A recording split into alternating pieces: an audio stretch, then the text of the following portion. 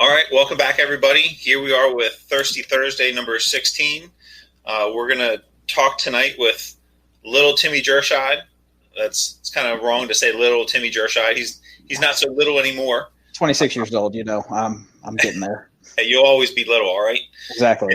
And if you get a little lippy, we'll call your old man, and he'll put you back in your place. That's all right. He's getting old anyway. He can't hear it. So tonight we're talking about cadet programs or high school programs in the fire service, how we can cultivate them, how we can get them in, keep them interested, and that's going to kind of lead into our recruitment and retention. And I think this is a great talk for tonight. We've got Timmy again said he was 26. Trevor, who's experienced, very experienced, and myself kind of in the middle between there. And then we also have the career and volunteer experiences that we have and the different levels in the organization that we're at. So it's going to be a great talk tonight. I'm really excited and see kind of where it goes. So as we've kind of started from our talk in Alaska, I think Lisa gave us a great idea is we want to know where you're at or where you're watching from. So in the comments below, fill in where you're from, and maybe if you guys have any experience, we'll get that on here. If you guys have been a part of a cadet program, if you guys are working on recruitment retention, put that in your comments because we might call that or shout you out and see what you guys got going on. So little introduction. Again, Ben Waples, Salisbury Fire Department, and had the opportunity to work with Trevor. And Bobby is usually here with us, but he's been having some rough weeks in Ocean City with training and all that kind of stuff. So hopefully he joins us. And then Timmy, got to work with Timmy when he was a cadet in Ocean City. So with that, we'll kick it over to Trevor and we'll keep going. All right. Thank you, Ben. Appreciate it. And Timmy, great to have you on the program tonight. I've got a lot of stories about Timmy growing up, but this is probably not the appropriate time or place. And actually, I see one of the people who actually made you catatonic as a child just logged on, Mr. Hickman. But anyway, Trevor Steedman here. I've got 33 years in the fire service and worked in Ocean City for the majority of that. I've been down here in South Florida for almost the last 4 years. And I've had the privilege not only to work with Timmy's dad in the fire service, but also with Tim. So it's kind of neat to see that generational gap. Bobby won't be able to join us tonight. Actually, Ben, he had texted me a little while ago, so he's a little bit hemmed up. But so we're going to be missing out on Bobby tonight. But some of the things I'm excited to talk about tonight are not only the cadet or junior firefighter programs, but also the vocational programs at the high school level. And sometimes they're one and the same, sometimes they're not. And to me, if you could combine the two of them, you'd have a really, really great turnkey program that really gets young people interested in the fire service, gets them in at an early age, gets them on the right path, not only to enter the fire service, but also gives them a career track as they go through. I'm very fortunate where I am to have a relatively young workforce when it comes to that, and we'll discuss some of those things later on. But before I turn it over to young Mr. Jerscheid, I've actually known, and again, it's kind of weird calling you little Timmy, but that's what I've known you as. I've known him since he's about 3.5 years old and used to chase him around the firehouse when he would act up with a box and threaten to ship him to China. And like I said, I still laugh when I think about Mike Hickman. Really, well, that's another story for another time. But I see that you've recovered very well from that. Nothing that probably several years of therapy and Coors Light couldn't take care of. So with that, Timmy, little West Coast lemonade. Yeah. Wow, yeah. I see the apple did not fall far from the tree there. Very nice. All right. Well, anyway, with that, Timmy, it's great to have you on the show. You have a background and experience as a cadet. I came up. I entered the fire service as a cadet in the mid '80s. So loved the program. It was instrumental in getting a start in the fire service. So with that, I want to turn it over to little Timmy Jerscheid for an introduction. Hi. Well, as some of you may know, I am little Timmy Jerscheid. I am 26 years old, so I'm not that little anymore. I started in the cadets at 14 years old in Ocean City, Maryland, where I stayed until 18, became a fireman with Ocean City, and then left at 22 years old when I moved to Florida. I was also a dispatcher for the town of Ocean City until 2016, I think it was. And I've stayed in the dispatch field until this year, actually. So I don't really have much experience other than that, but I loved growing up around the firehouse with these guys. Yeah. And real quick, to that end, Timmy, I guess now would be a great time to apologize to you. What a lot of people don't realize, even though Tim comes from a very close family, he was actually abandoned at birth and raised by a pack of wild firemen. So anything that might come out of his mouth tonight is completely unintentional and is the fault of all the people who kind of raised him in the fire service, myself included. So I just wanted to give that disclaimer before we got started. Yeah, and as we get going, we did put in for the Hickman FAA waiver, FAA or FFA, whatever it is, or the FCC. That's it. FCC. We did put in for the Hickman FCC waiver, so we are covered for that again. So yeah, let's get talking about what. Hang on a second. I apologize. Cheers, gentlemen. It's always good to see you. Cheers. Thank you for having me on. I can't believe I forget that so as much as I do. So yeah, let's talk about cadet programs and Trevor, I love the comment that you had made, merging the CTE programs with cadet programs, or the junior fireman programs, whatever we want to call them. So what was it that brought us to the cadet program? Because again, we all started there. So what was it that brought us there? And maybe that's how we kind of kick this off and move through that tonight. Well, Ben, I think in the earlier days, just at least from my experience, a lot of the cadet program was a way, especially since the fire service is and was very family oriented. It was a way for when some of the firefighters' kids were coming of age and were hanging around the fire station, and they would do a lot of things. But this was a way to formalize that and really kind of bring the next generation in a formal way. I didn't have any family background in the fire service. My family background was actually law enforcement. So, I was in Boy Scouts at the time, and we had to do a merit badge that was at the firehouse, literally called firemanship. And I had friends who were in the cadet program, and it was just one of those things that once I did that, it brought me in.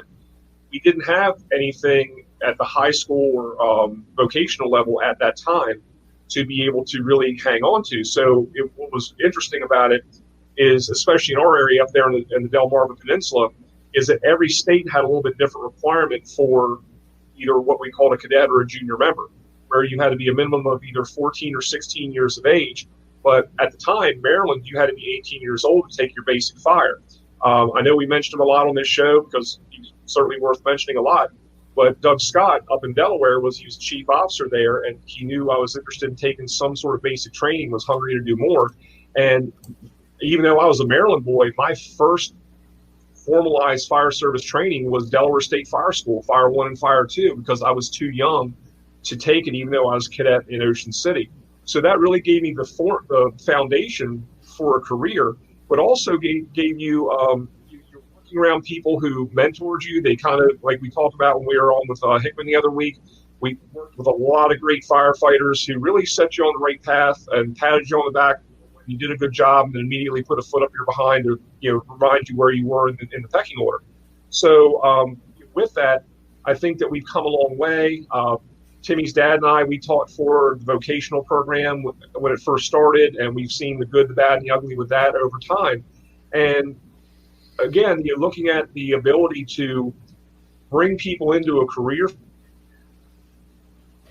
field that can be very rewarding is wonderful. But then also the flip side of that is you have some people that might have for lack of a better term, more of a glorified or a Hollywood interest in it. They watch all the television shows and the Backdraft, Chicago Fire, whatever the case is, and think that that's what it's like every day. However, once they get into it and say, wow, this is really work, or you really got to have your head screwed on straight, or they don't cut the commercial after 15 minutes so you get a break. It really kind of weeds out some of the people earlier on, and I don't mean that in a negative way, but you have the opportunity to try a career field and find out earlier on versus more into adulthood where you could be going down a different career path. So I think there's a lot of worth and value as long as the systems are set up right. So with that, I want to ask Timmy, your your experiences, the ones that we can talk about past the statute of limitations, that we don't have to register with the authorities anymore for child abuse. But anyway, some of the things, like the experiences you got through the cadet program, and what would you maintain and what would you do differently? So for me, it was different. I had a different experience than you did, obviously, because you didn't have any background with family in the fire service, whereas my whole family, has been in the fire service. So growing up in and around the firehouse, it was not forced on me by any means. Dad told me to make my own decisions. If it was something I wanted to do, then absolutely, go out and try it. And I turned 14 and I love being around the firehouse, love being with the guys. And so I signed up for it. It was definitely, it was a fantastic program. It still is fantastic. I think, I think anybody who is interested in some form of, public service field, because they don't really have anything for the police department at that age. So, if you're interested in the public service at any age or at any point before you turn 18, I think cadets or a junior fire program is definitely beneficial. For me, I know like Uncle Trevor said, in the Delmarva area, things are definitely different than they are around the country. And as a requirement in high school in 9th grade, you have to do 20 hours of community service, I think it is. So you could count 10 of those if you were in the cadet program. And I know we went through a lot of different people who were just in there to get their 10 hours and then they were done. But some people got hooked on it and stayed. And I mean, that's what we want to do. So you want to try and not make it fun, but you want to make it, an experience for them that they're never going to forget and they get hooked on. Honestly, I think that's really good. Well, Timmy, let me ask you this: as the youngest of the group here on the code night, in my day coming up with the cadet program, we had a lot of things that we could do, but it might have been intramural sports, recreation department activities, everything else. But then you had some downtime as well, where as a young teenager, if you weren't hunting, fishing, or doing sports or something else, you were essentially just especially when you were driving age, you became able to ride the circuit, and I'm sure you're well aware of that, where you go from place to place to place and just kind of visit and hang out. Now there's so many more things that attract a younger person's attention. I mean, there's the gaming is just off the chain right now. There's a lot more activities, and putting the COVID pandemic aside right in this point in history, but how do you, in a cadet program, like you said, you want to keep it interesting, you want to keep it something where people are going to come back, but how do you compete, and especially something that's more structured and paramilitary, but how do you envision competing with all the other things that are available for younger people to do and maintain a viable cadet program? See, unfortunately, that's a problem that we have, with my generation and the younger generation is, we don't, a lot of people in those generations don't feel the need to go out and do something, as like the cadets or a police department or military, stuff like that. So the ones who want to do it, you have to really hook them on it. And with the different things going on now, I know when I was in 9th and 10th grade, my first 2 years in cadets, I was also balancing Boy Scouts. I was balancing soccer. So, you can balance it, but some people just don't want to make that extra effort. And that's unfortunate, but it's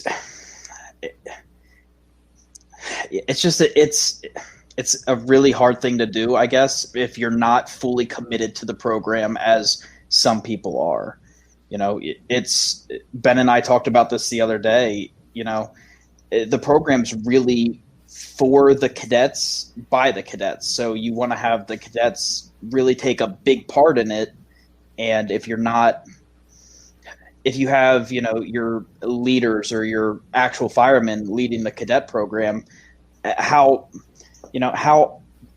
soon are the cadets going to get bored by doing the same thing over and over again? So you want to have your, senior cadets give some input into the program that the other cadets are going to want to do. Yeah, I would agree, Timmy. When I just recently turned over the cadet program in Salisbury to our new recruitment retention person, and prior to that, when we would do our training, I knew that at the time I had like 9 cadets, and 8 of them were in a Fire 1 class. Some were through the CTE program at Wycomico County Schools, and then some were through the Mifri Knight program. Excuse me. And we would look at their schedules and say, hey, what are you guys doing on this day? What are you guys learning in class? And then we would train on, make sure that they were competent and they were able to do what they were trained or what they learned in class before. But then we would also look ahead and say, hey, look, all right, we're going to be forcing doors. I don't want you guys looking like a bunch of ding-dongs. So let's go up, let's go do some forcible entry stuff, and let's figure out, what the tips, the tricks are, that kind of stuff, and how we go about that. And I think the more that you engage them, the more that you, like Hickman said, like we've all said, the more that you have fun with them and show them that you're interested in them and you engage them, the easier it is for them to stay involved and to stay engaged and to want to be there. You're always going to have the ones that don't want to be there. And those, they'll either weed themselves out because it's going to be, hey, this is what we're doing. And like Trevor said, they're not going to get that break every 15 minutes when it's commercial time, that they're going to have to keep going. Like, you can't just stop in the middle of the maze and be like, I'm done. I need a break. Where's my water bottle? Like, look hot. You either got to go forward or you got to go backwards, but you can't just get out right there. So you have to, kind of almost push them. The ones that want to be there, the ones that want to do it, they're going to love it. They're going to eat it up. They're going to keep going. But then the ones that they're there because they have to check the box for their community service hours. They have to, mom or dad said that you have to get out of the house and do something. Like, they're going to figure it out that the fire service is not for them. And I think that's, like, it's good and bad. I mean, we have the same thing when we talk about regular members. Like, oh, yeah. I want to be involved. Well, I want to be involved to the point where I get my T-shirt and then I go home. And that's not what we need. That's not what we want. We want people that are going to be involved to the point where we got somebody that calls out on no matter what, or we're looking to staff an engine and they call, hey, I got you, I'll be there. And you're like, all right, good. I know I've got a decent fireman that's getting in the back of the fire engine with me. So I think it's all about how much you engage them and how much fun that you make it. And you make it relevant to what they're doing. Again, if they're learning forcible entry, they're learning ladders, then that's what your training needs to be on. We don't need to do the same training every time. Like, we don't need to pull. That's a bad example. We don't need to polish the axe and the Halligan every time that we go to the firehouse. Yeah. Like pulling hand lines, packing hand lines, like, they love that stuff. So do something that is going to engage them. Yeah. And, one thing that I learned in EMT class with Miss Jackie Carey was practice like you play. Mm-hmm. So, you can have fun while you're doing it, but just as long as you're actually practicing like you would do it in a real life situation, that's what you need to do. So like you said, the repetition of the smaller tasks that you beat into somebody's brain, like you beat a dead horse so much by doing the small mundane tasks. Go out and do some of the other things, throw a ladder on the side of a parking garage, pull a line up the parking garage stairwells, stuff like that. Like that gets people involved and interested. And, if you see somebody maybe a little shy in the back, be like, hey, I want you up front on the nozzle now. Like, switch it up, make them more involved. Yeah, Tim, I always found that the cadets or juniors, depending on what part of the country that you're in, they usually became your more proficient firefighters, just because we went from just having to know the equipment and know the tools inside and out. You remember the lights out drills that we would do with the heavy rescue and the engine, where you send a cadet over and say, okay, bring me back X, Y, and Z. And they would have to go literally forge around in the dark, compartment by compartment, and they had to know it. And that was part of their final test, or one of their performance objectives, to come off probation.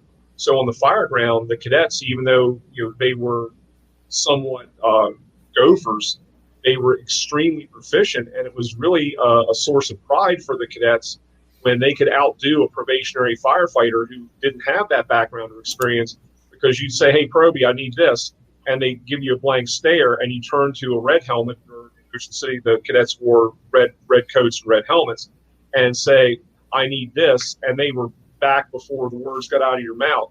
So it was really a source of pride. And then once they became a probationary firefighter, they really achieved their probationary requirements. So I don't want to say easier, but they had more depth and more knowledge of it. And then you just saw them have a more rooted foundation in the fire service. And to Bill Bounce's comments too, is it's so important at that point to teach them the history and tradition, because we lose so much of that in the fire service. And there's people like, you mentioned Jackie, but also her husband Skip, who does quite a bit of that. And, when we would do it, even in our academies, the career academies, is to say, let's not forget the people whose shoulders we're standing on. And, I had the privilege and opportunity with your dad to go up to the Baltimore City Fire Academy and teach up there. And one of the things we did at our local academy was take a stencil and put boot prints we just put boot prints out in front of the training tower down there in Princess Anne at the training academy.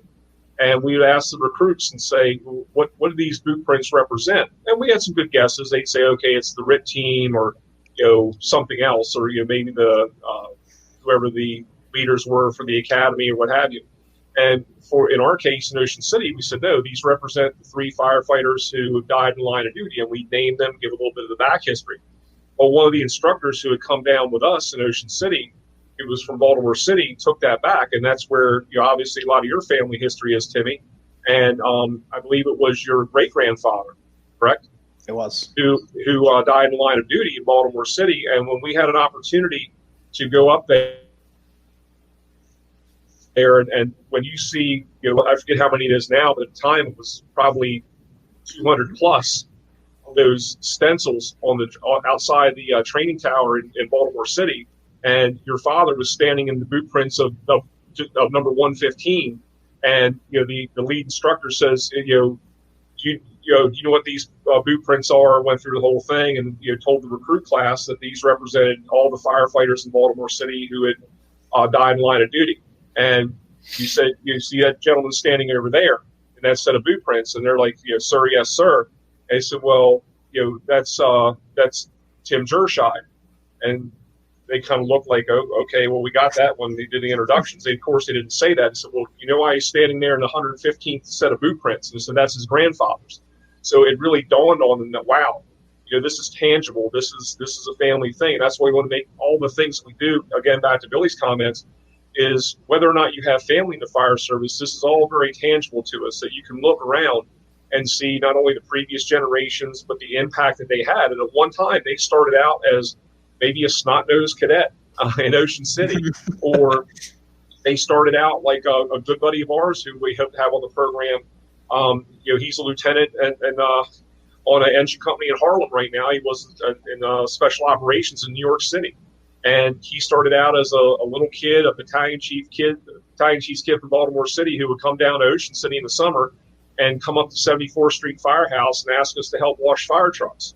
And, the guys leading an engine company, a very busy engine company in one of the largest fire departments in the world right now. So you never know not only the experience, but what kind of influence that person who came in as just that young, impressionable individual is going to have later on. So whether or not you've been in that department or have family history there, it goes a long way.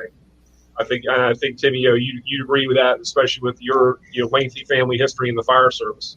100%. I mean, even some of the people, like you said, who don't have any background or any family history in the fire service, if they want to learn and they're dedicated enough to do it, they're some of the best people out there, because they're just so dedicated to, perfecting their craft that they're just on the ball every time. And, it blows my mind. But then you have some people who have a long line of family history in the fire service, and they just suck ass, to be honest with you. You define suck ass for us, Timmy. I'm not sure we're familiar with that term. I don't know. I was kidding. That's a rhetorical question, Timmy. Sorry. I will refer that Snyder can define that later. No, absolutely not. But I was reading Hickman's comment about rather have the junior cadet around the fire station learning the business rather than elsewhere doing questionable things. Keep up the education, or keep the education fresh, fun, and the youth will keep coming back. That's true. The side note to that is they can be around the firehouse learning questionable things, but that's another program for another time. But thank you, Mr. Hickman, for bringing that to our attention. Yeah, I mean, just remember that door can swing both ways. Okay, on that note, and Timmy, it's one of the things that we do have to remember that these young folks are like sponges. They are impressionable. We're trying to teach them all the good stuff, but also they absorb a lot of stuff that they see. Ben, do you have a second for me to tell a quick story? I'm going to mute myself here. No, you're not. You're fine. You're fine. Little Timmy was very much like a sponge. I mean, he learned as much as he could. He performed well. He did a lot of things. But if you ever wanted just to have comic relief, especially when he was younger, you could say, "Hey, Timmy, go say this," and he would just go and say it. It was hysterical. Until I had kids, and it wasn't so funny because Hickman knows this too. But I will say this, just to tell you a quick story. Kids watch and they learn, and I'm not advocating this by any way, shape, or form. But Timmy's dad and I, one of my best friends. He's one of my son's godparents. We hung out a lot off duty as well, and we have a few beverages here and there, and so I still remember when little Timmy went to take his first communion. Family affair, man. Oh.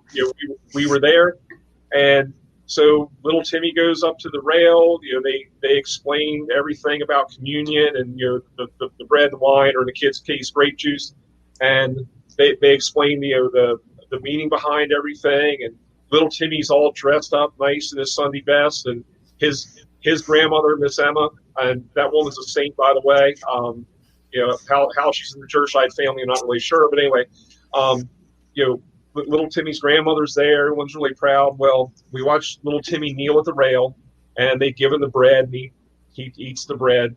And then they give him the little cup of grape juice, and explain the grape juice.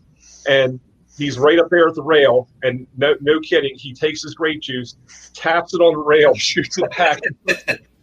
And me and his dad are like, oh my God. And we could feel his grandmother's eyes burning the back of our head. We're like, I'm not turning around. Yeah. So that's what happens sometimes, that, just like George Washington said, I'm paraphrasing, influence is very powerful, whether good or bad.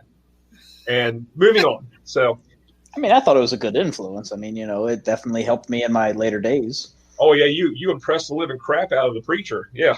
That was good. Anyway, moving on. I think that's important to talk about is, we talk about all the great that can come with the cadets and the fire service. But at the same time, we have to remember that they're still high school kids. And, True.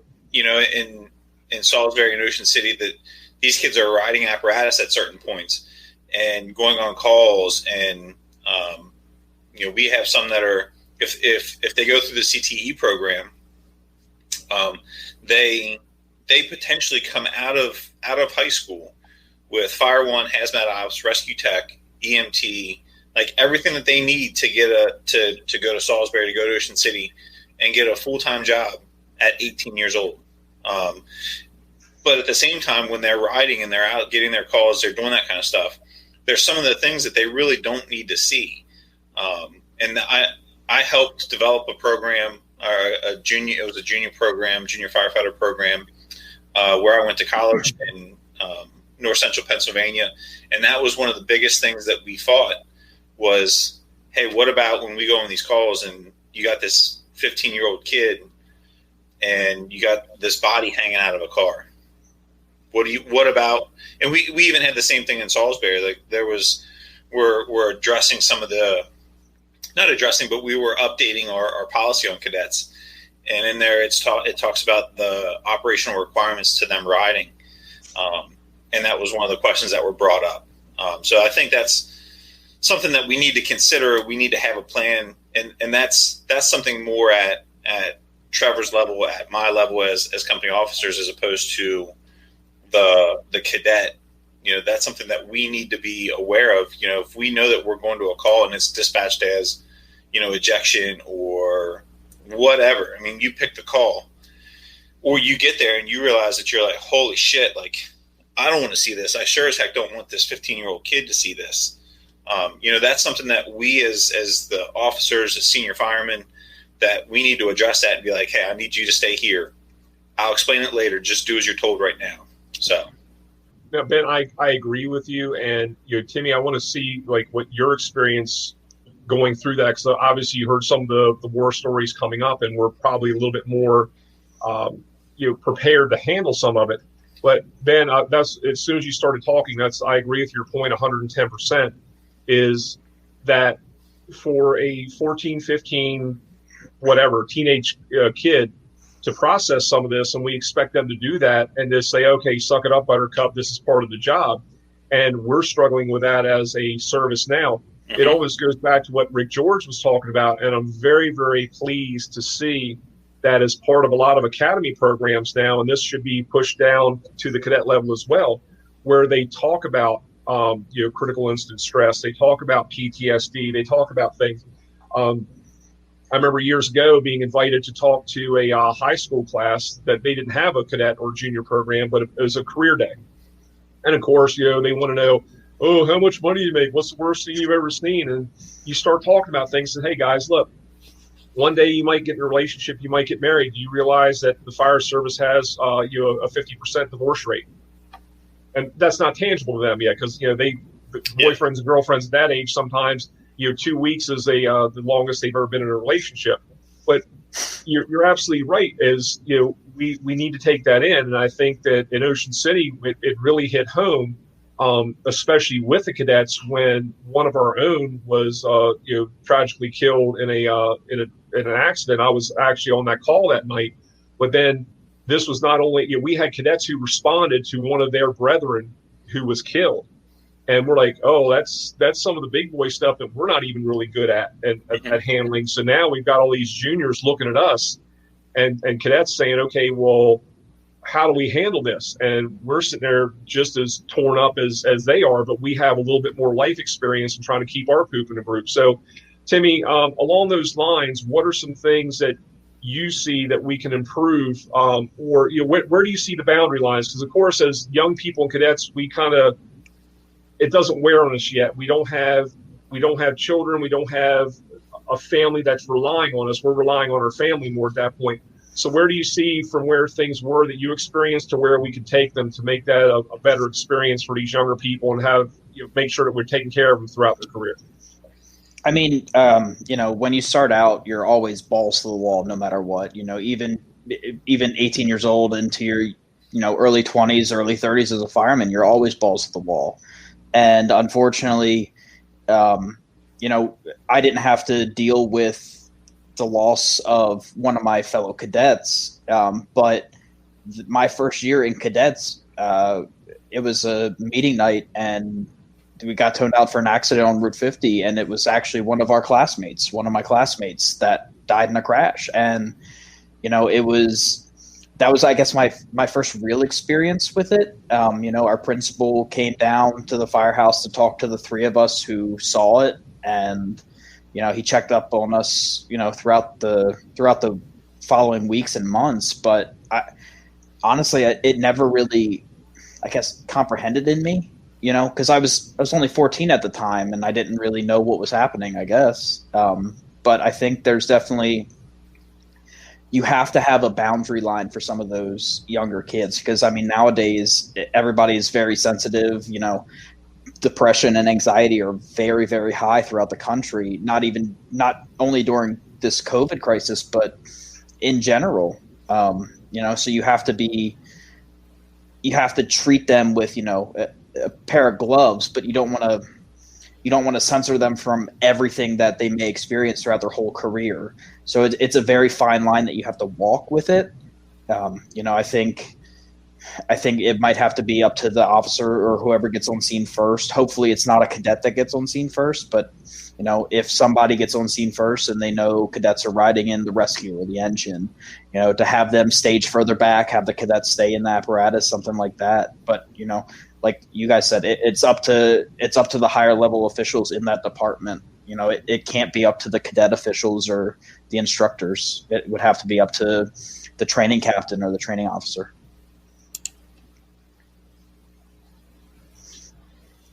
And that's a great point, Tim, because we have to do a collectively better job, and we can certainly get the buy-in and also the opinions from the Cadet Corps. And at the same time, we have to be very judicious in the way we look at that, because you're taking a group of young people who may not have the 30,000-foot view of the fire service because they're just getting into it. So I think we need to be active listeners with them as well. And at the same time, find that fine balance between not being the parental unit that says, kid, I know what's best for you, and also being that parental unit that says, kid, I know what's best for you, based on our experiences. So we can look at the positives and the deficits of our experiences coming up through the fire service, and I think apply them to that age, but also really appeal to people who can get inside a little bit better inside the heads of that younger generation, because it really falls short, or you appear somewhat tone deaf if you've got me coming in to talk to a group of cadets, and I can beg, plead, give every example in the world, but unless I can relate to them on a level that means something to them, it's meaningless. And like I said before, I have a very young workforce, and with that, I mean, most of these folks are coming fresh out of an academy. They're very bright, they're very motivated, they're very capable, they're just very inexperienced. So after a while, it's not so much the message as much as is the messenger. I mean, I'm the chief of the department, so whether or not they believe in what I'm saying, some of them will sit there and bob their head and agree because that's what they think they need to do, and that's not what I want. I want somebody who's thinking, but you got to go with people's comfort level. So sometimes it benefits me to bring in one of our former members, especially the volunteers, who's going on to a career position somewhere, and bring them back as a peer, not as an officer, not as a superior, chief, whatever the hell you want to call them. But you bring them back, and I'll give case in point. I had one of my volunteers who transitioned over into the career side of my department, and then wound up going to county fire rescue. And he did a fantastic job in all aspects.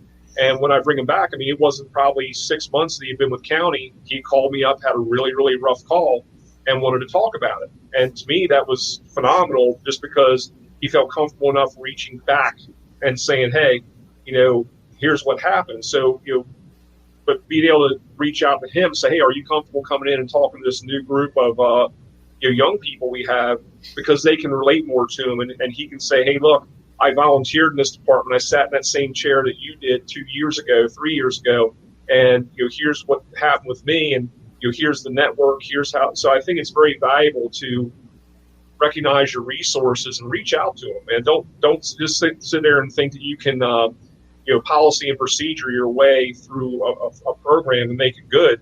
You have to get the people, the wisdom's in the trenches. Go to the people who've been there recently and have the recency of operation, and see what they can do for you.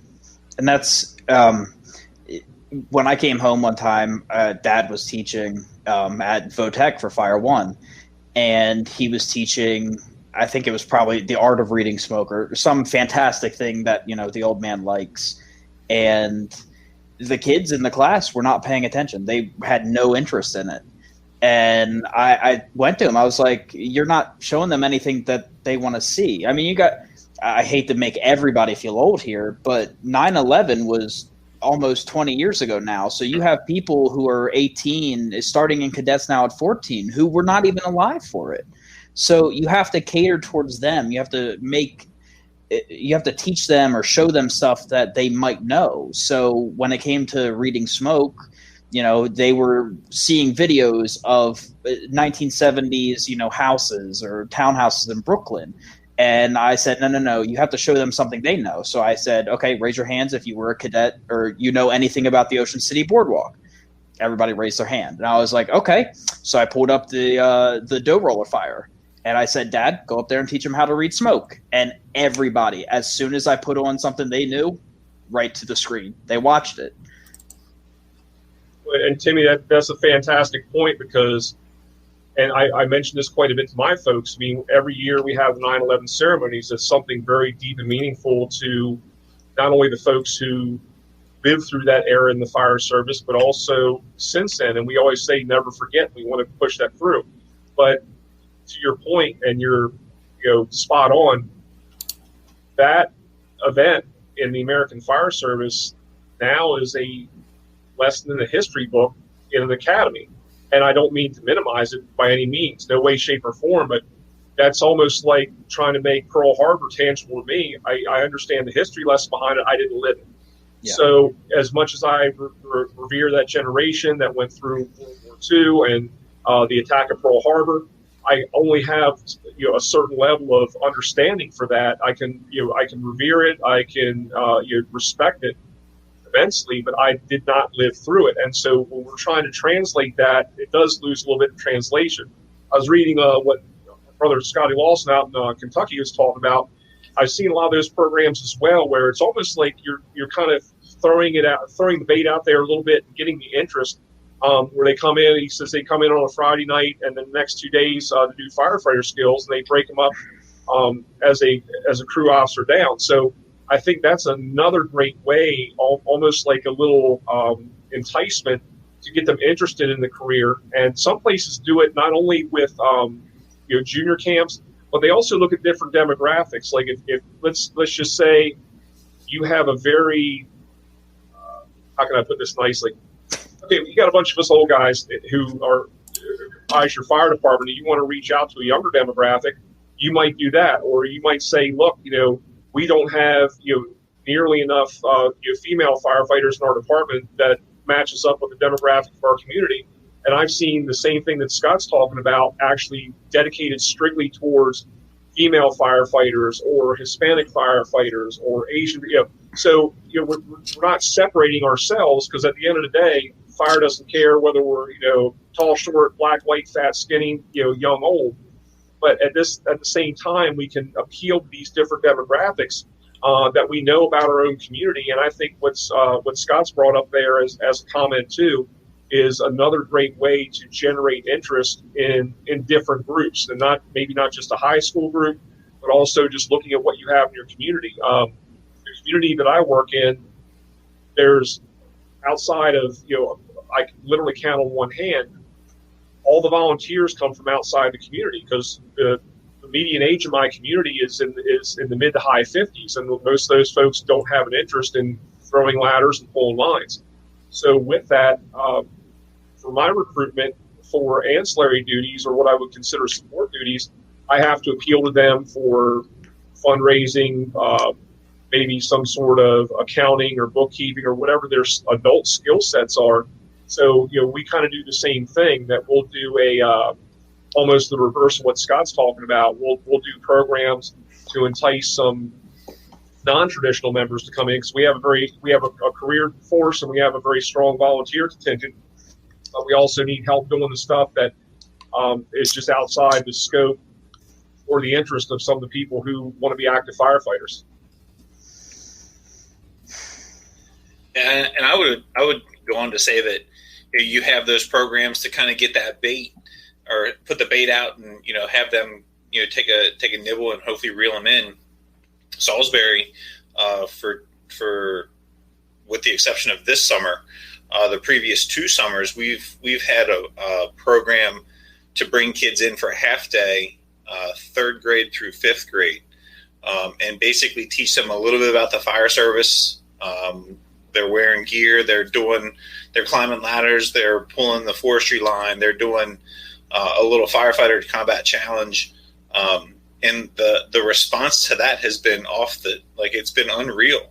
we went from 15 kids the first year to a little over 45 the second.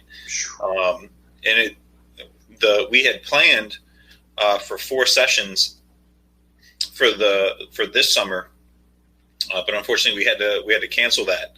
But it was like, it's insane the amount of interest that there was in that. So the programs that are out there to get kids involved are awesome. It's just a matter of how we're engaging them and how we're using them, because that's our future. That's what we need to make sure that we're taking care of is, the 3 of us, we've got 3 people at 3 different spots in our fire service careers. And at some point it's going to be, and I'm going to share my screen here for a second. At some point it's going to be, hang on a second.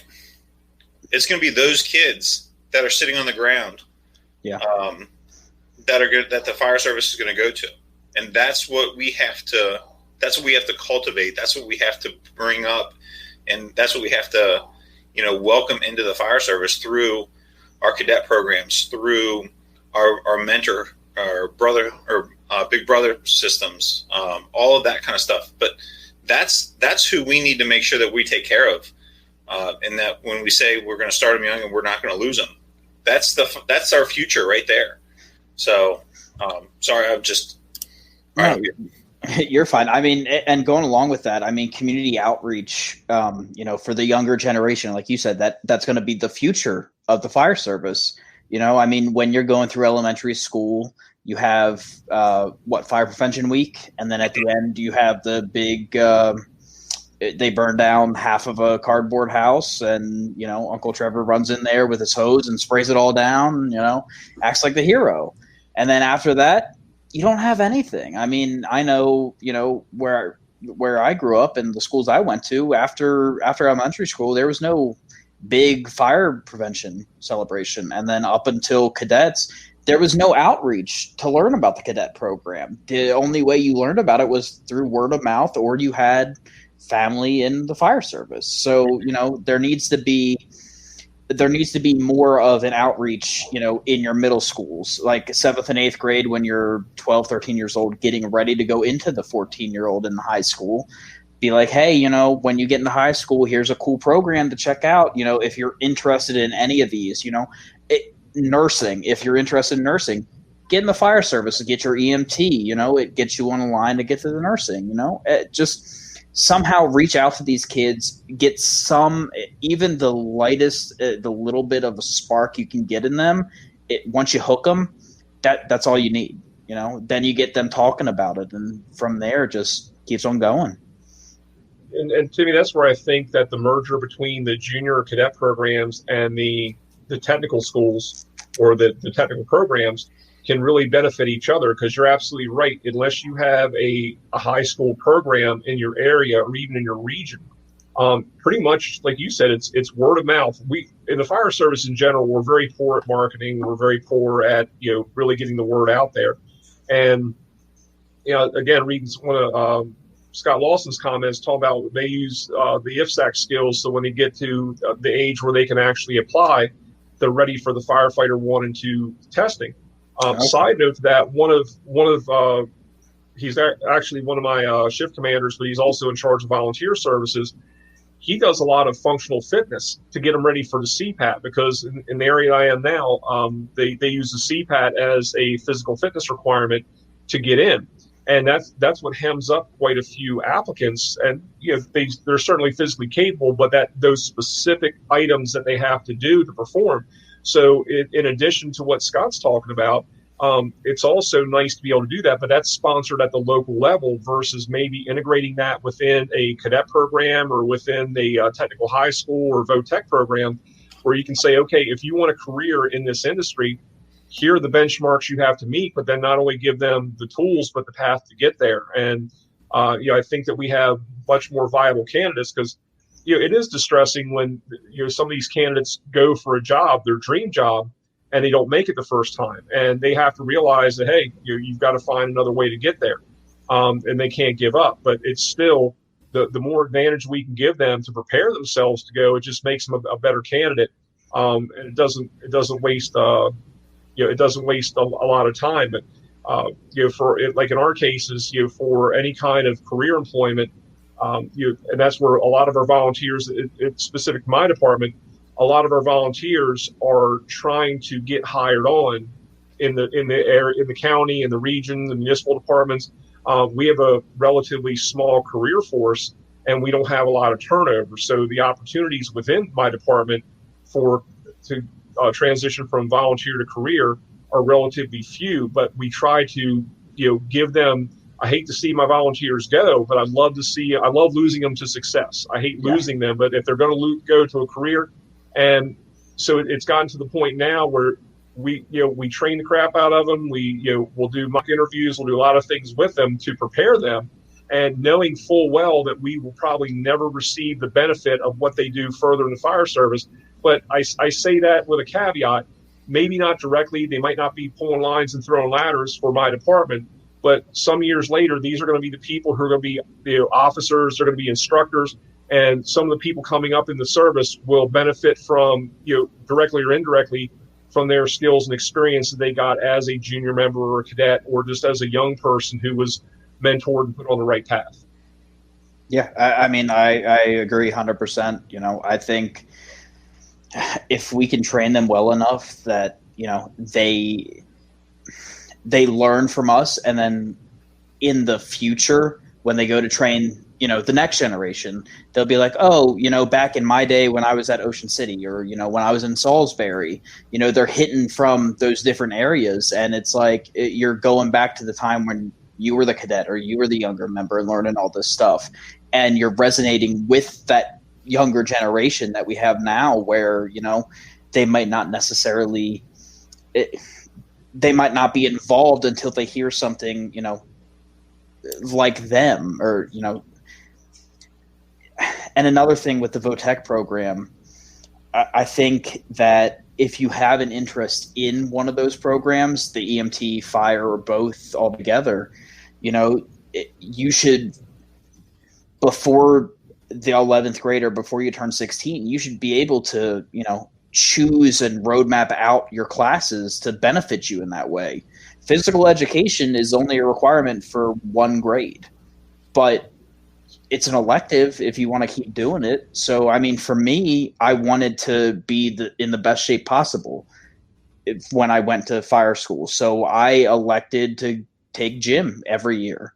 So, there needs to be a way to cater towards those kids who want to do vocational activities like fire and EMT, and not even that, other activities such as HVAC and car mechanic and stuff like that you can learn there.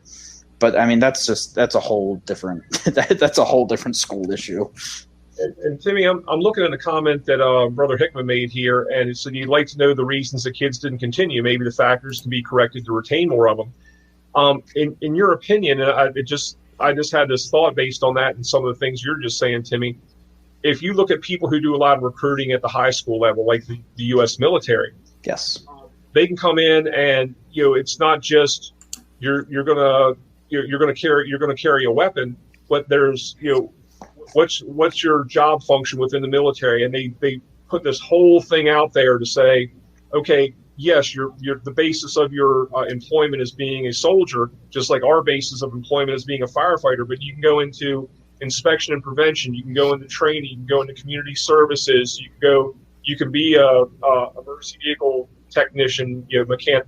So, do you think we do an adequate enough job, based on Mike's comments and some of the things that you just talked about? Do we do an adequate enough job to tell them all the places in the fire service, including the EMS, the special operations, the tactical medicine, all these different things? Do you think we do a good job of advertising that? And do you think we'd retain more people if we showed them the diversity of the career tracks of the fire service, other than just being a needle pusher or a hose bunker? Personally, no. I don't think, obviously nobody's perfect and you can always do better no matter what. But I don't think, as recently, what was it, 8 years ago, when my last year in cadets was, we definitely were not pushing anything other than, oh, you're going to be a fireman or an EMT. When you went and took Fire 1 or EMT, you had the caveat of getting your hazmat or your rescue tech, engine company, vehicle extrication, all that, after you finish those main classes of Fire 1 and EMT. But we definitely didn't push that. We pushed, oh, you're going to be a fireman, you're going to pull hose, you're going to climb ladders, or you're going to be an EMT, you're going to take blood pressures, you can go to paramedic school, stuff like that. So no, I don't think there's enough. For me, in my opinion, I personally think, the rescue or squad company is the coolest apparatus out there. That's just my opinion. But I was never taught about that at all. I was, where I'm from, the rescue is just a toolbox on wheels.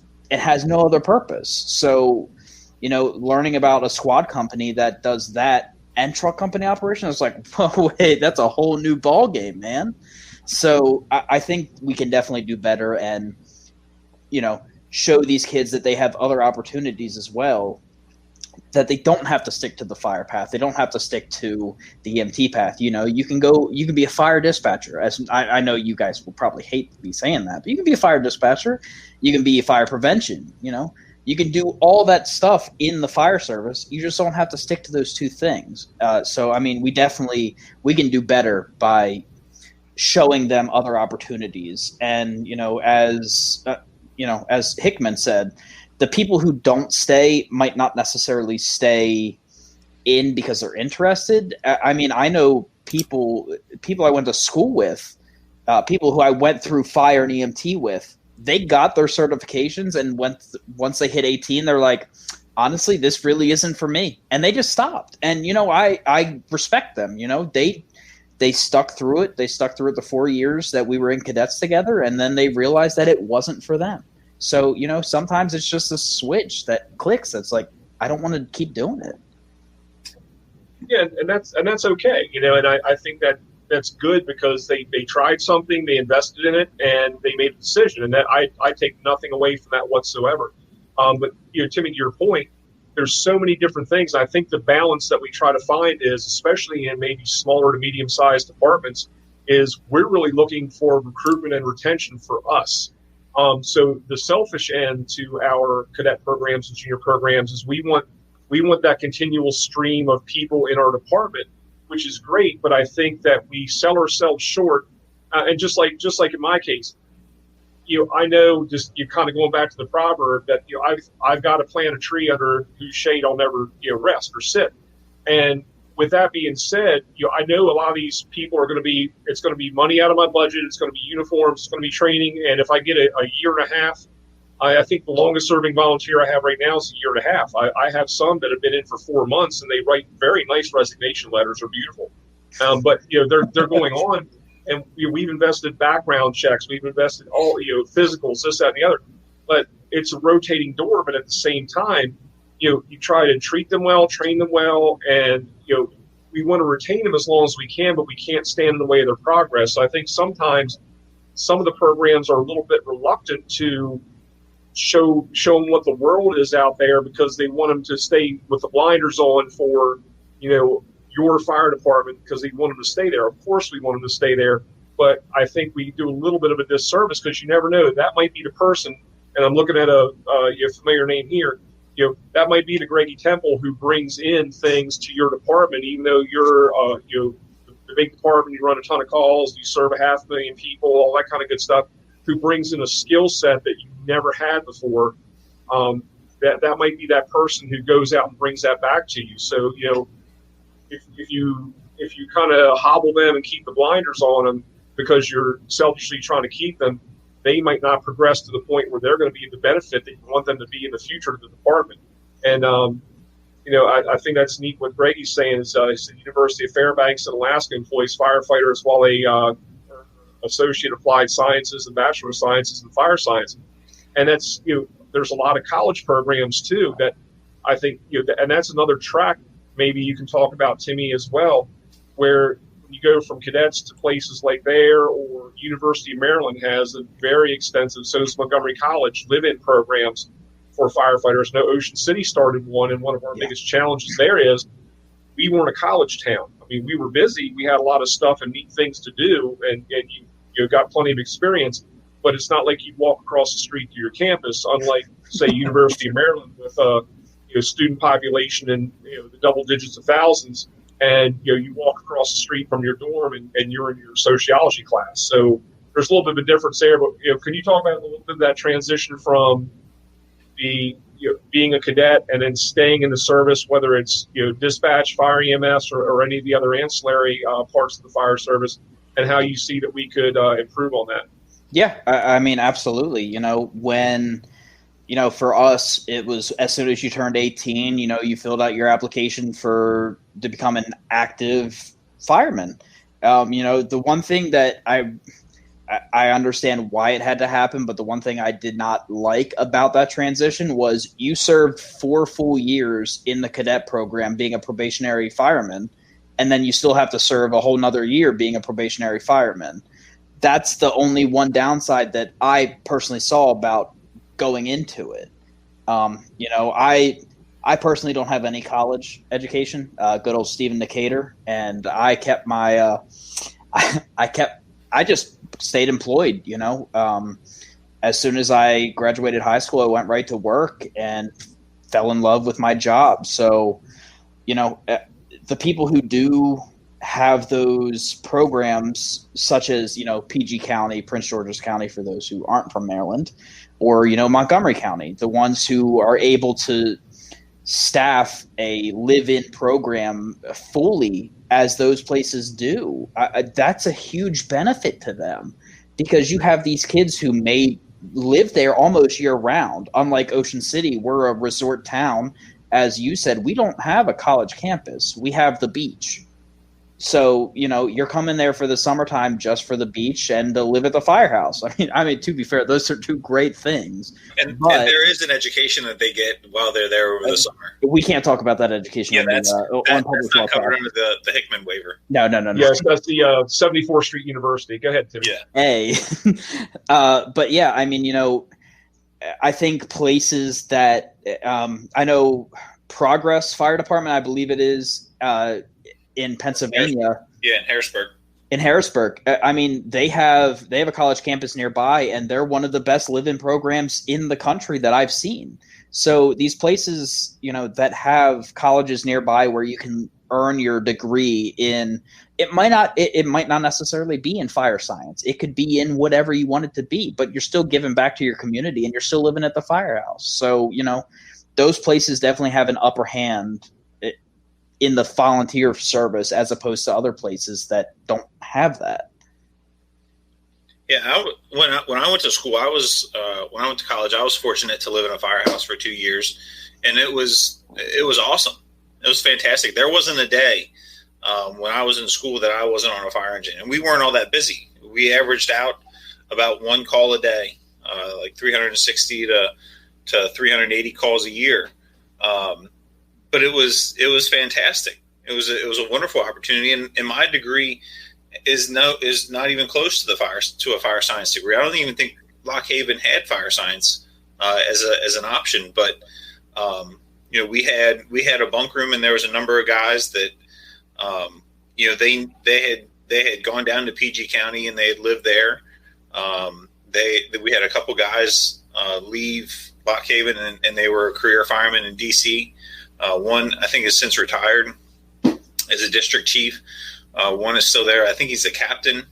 He was a captain on a captain and a lieutenant on a couple of the rescue trucks. I mean, very, very competent, awesome firemen, great guys to come out of there and that lived at the firehouse. And it was an awesome experience. It was fantastic. It was one of the best things that I've done.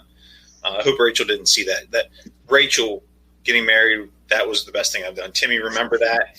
Okay. She's in the other recovery. room. Good recovery there.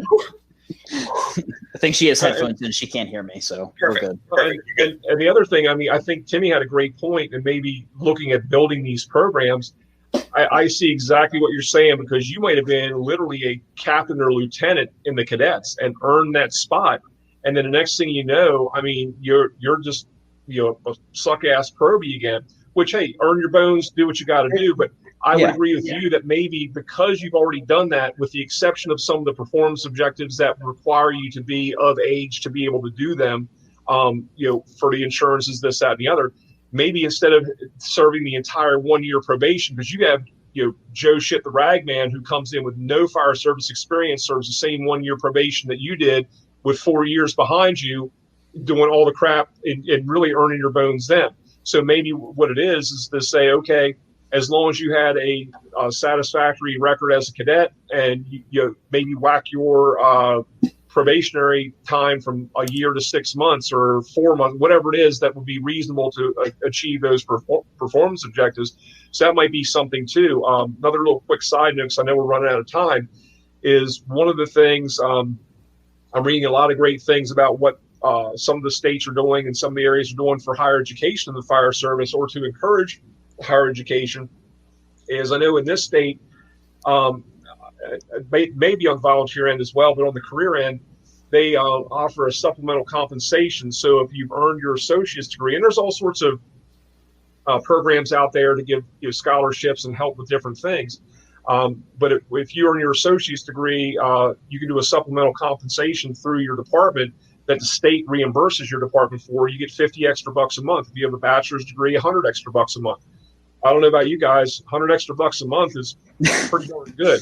And that's so it encourages some of these people to take advantage of maybe tuition reimbursement programs or anything else. So again, these are some things that I think if we lay out way, way early in the process to say, hey, here's some of the benefits versus just letting them trip across them. And if they're lucky enough to later on, we might retain some more people, or people who might be a little bit on the fence and say, hey, I really like this, but I might be able to do so much better in the private sector, but I love the fire service and the public sector. This might be the determining factor for them.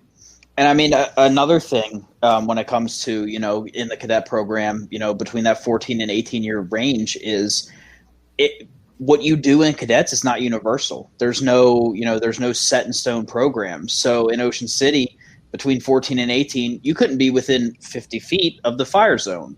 But in PG County at 16 years old, you can be interior as long as you have your Fire 1. Same in Sussex County. In some places in Sussex County, as long as you have your Fire 1, you're interior fireman. So I think there needs to be – this is just me saying this, but in my opinion, if you have your Fire 1 certification under certain circumstances, you could be that 5th or 6th fireman on the engine if need be. You don't need to go that whole year and a half, 2 years of you having your Fire 1 certification without any interior experience. Because at 16 years old, your mind is still growing, and you're able to learn from some of those best people out there. I was fortunate enough to learn from, Uncle Trevor and my father, and, I was very fortunate to grow up around them and learn from them. Good how'd that work out for you? Good things. But, for people who weren't fortunate enough to grow up around that, it's just I think it would be beneficial to maybe take a look at your program and say, hey, you have your Fire 1 certification. Let's hook you up with a captain, stay together with him on the fire ground. If you're able to go interior, then go ahead and do it. And I think what Scotty Lawson's saying, too, is an interesting point. And very few do this. It's kind of really great to see they're doing it out there in Kentucky. He says his department does $500 on IFSAC certification. So that really gets people interested and pushes them towards the certification process, which validates their training. I know there's a lot of discussion on all sides of the certification process, but I think that's a really interesting take and something that could be some valuable information. Yeah, absolutely. And I know you said we're running out of time, so I just want to hit on one big recruitment retention thing real quick. So, in my personal opinion, I think year in review videos are a perfect recruitment retention way. Kentland puts out their video once every year. That gets everybody hyped up. Not many people like Kentland, but, you get to see people who go to fires constantly, I know PG County puts out numerous, Morningside, Bladensburg. Everybody puts out a year in review video. So Salisbury did one last year, I think it was. Lewis does one every year. So even if your department doesn't run many calls or anything, put in a year in review video. Put it out there to the public. Let them see what you do every year, and maybe that would get somebody interested in it. I mean, how many people, from slower areas, the Kentucky boys from EKU who come over to Ocean City every year during the summertime, they want to run calls, so the people who are in these slower areas go to these higher run areas to get the experience. I mean, they go to PG County, they go to Christiana in Delaware, and those places put out these videos that really spark your interest. Like, oh, wow, they go to fires. I want to sign up there. I want to learn how to, do this stuff, day after day after day, instead of having a lull period for, I mean, it could be a month, it could be 2 months, depending on what your call volume is a year. I think those are very, very beneficial to getting people in and keeping them. I think, all great points on that, and I really appreciate your insight on this, especially since you're out of all of us, you're the most recent one who's served in the Cadet Corps and was very, very successful in it, and actually brought a lot of innovation to it. And so, real quick, still getting married, right? I am. Outstanding. Congratulations, and I'm still in to officiate, right? Oh, absolutely. Okay. And that's one of the blessings for those of you who don't know, little Timmy Jerscheid, who I'm still picturing as the 3-year-old I'm stuffing in a cardboard box at headquarters, is getting married. So congratulations. He's actually asked me to officiate that wedding, and I will not tell any embarrassing stories about you during your wedding or the reception. I was fully expecting you to pull out the little black book that you had of me when I was a little kid and just start reading it. But one more thing before we do go. Shout out to my man Noah King from Pocomoke City. I think he's training lieutenant now. Good old Noah. He wants to let everybody know that there is a South End Worcester County Rescue Day coming up in the near future. Plenty of open spots to sign up for. Plenty of amazing teachers. I know they just had one recently that was very successful.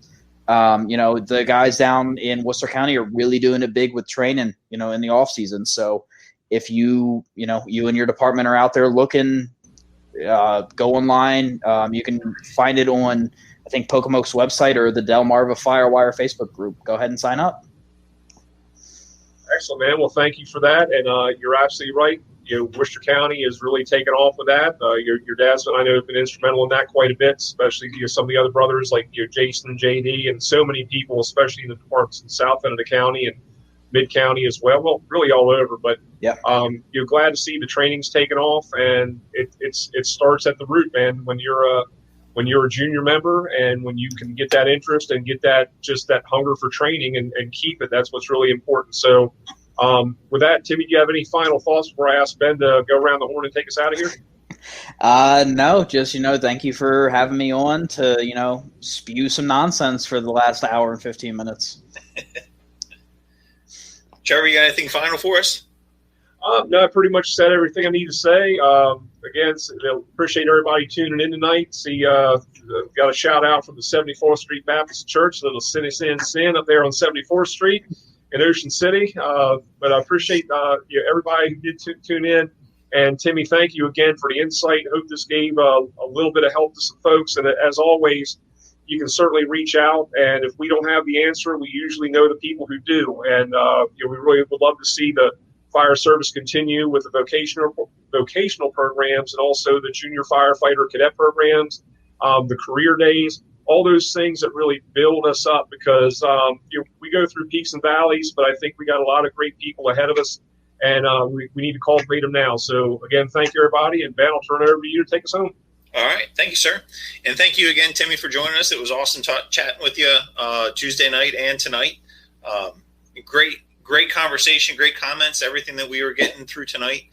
So thanks everyone for tuning in and joining us. Just as Timmy mentioned, I got a message from Noah earlier today about the South End Rescue. That's November 14th, 2020.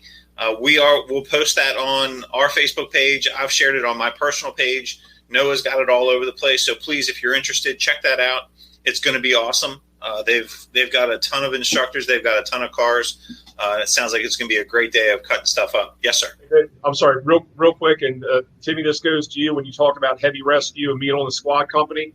When you arrive on the scene, the squad gets there, and, they're kind of like when the public has an emergency, they call 911. When the fire department has an emergency, they call the heavy rescue or the squad. I know we go back and forth and BS with each other about that. Timmy, you got to learn how to do the squad nods. When you get on scene and everybody's like, "Hey man, what's up?" You just go squad nod right there. Yeah, all right, go ahead, Dan. Sorry. All right, thanks. There we go. Let me just practice one more time. There we go. So we talked about that. The South End Rescue Day, going to be awesome. Check that out. Go to Noah's page. Like I said, we'll post it. As it relates back to our conversation tonight, and as we've talked about many times before, it's always about mentoring the new person.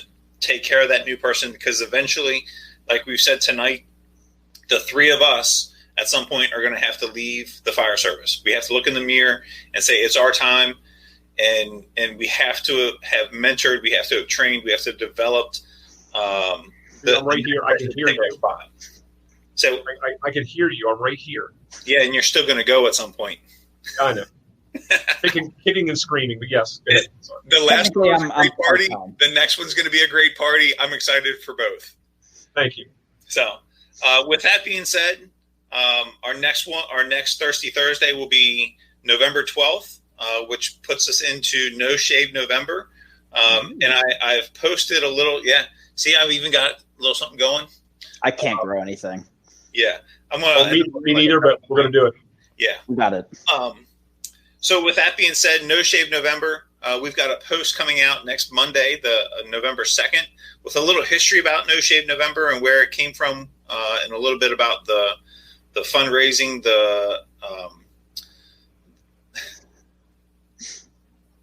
What's funny is it's probably actually that color if you were to try and grow something there, boss. Ooh. That's messed up. Love you, man. Love you. It's a good thing I'll forget what you said in about 10 minutes. Yeah, right. So check that out November 2nd on our post that's coming out for No Shave November. If you're going to participate, please send us a picture so that way we can share that as well. I'm going to give it a shot. We'll see how long it lasts. I'm usually good for about 2.5 to 3 weeks before it starts driving me nuts. So, but we'll be sharing all that. Smoke detectors, as we change our clocks. When you change your clock, change your smoke detector batteries. So we're going to have something coming out for that too. A little image that we're going to post up. So tell your people, tell your folks, tell the people that you're serving when they change their clocks to change their smoke detector batteries to help keep them safe.